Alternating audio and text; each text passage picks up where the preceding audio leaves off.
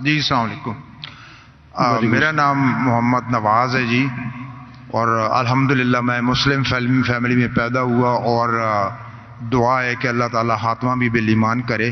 لیکن انگلینڈ میں طویل عرصہ گزارنے کے دوران جب میں غیر مسلموں کو، گوروں کو اسلام کی طرف راغب کرنے کی کوشش کرتا تھا، تو جو ان کی طرف سے اعتراضات آتے تھے وہ آپ کے سامنے سوال کی صورت میں رکھ کے آپ سے رہنمائی چاہتا ہوں.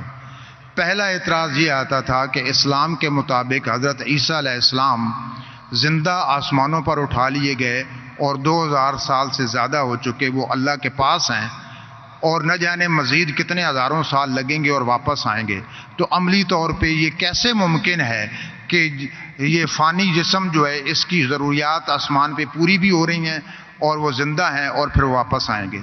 دوسرا جو ایک سوال بھائی صاحب، وقت ہو گیا. ایک سوال، دوسرا اعتراض، ایک سوال کافی ہے. جی اس کا جواب دوں گا میں، وہ بھی ٹائم لگے گا. آپ اگر 3-4 سوال پوچھیں گے تو باقی لوگ سے ناانصافی ہوئیں گی. بھائی صاحب نے سوال کیا ہے کہ الحمدللہ مسلم خاندان سے اور ایمان پہ ان کا انشاءاللہ انتقال ہو. جب وہ UK میں تھے، وہاں جب اسلام کی دعوت دیتے تھے تو غیر مسلم کہتے تھے کہ عیسیٰ علیہ السلام کو اللہ نے اپنی طرف اٹھا لیا، 2000 سال ہو گئے اور کتنے سال ہوں گے.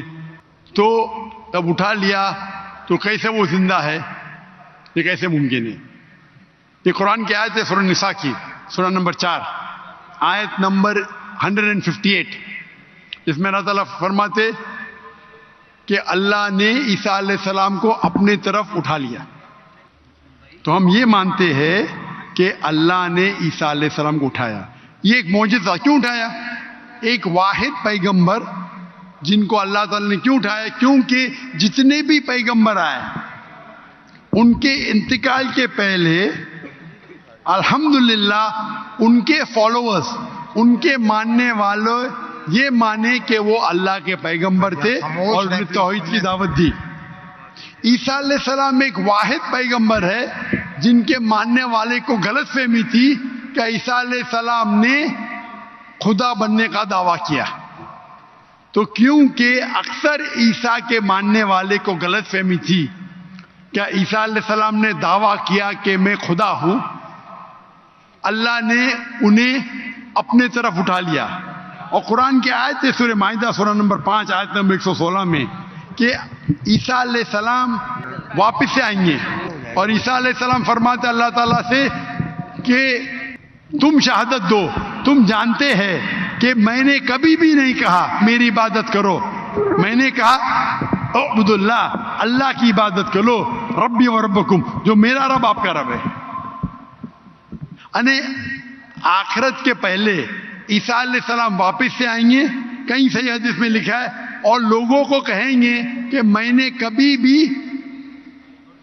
خدا بننے کا دعویٰ نہیں کیا.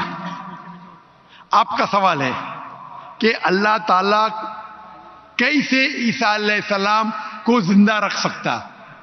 یہ معجزہ ہے.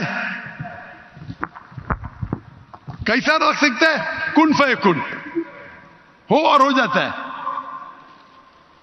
جو چیز سائنس اور ہماری لاجک نہیں سمجھ سکتی اسے کہتے ہیں میریکل.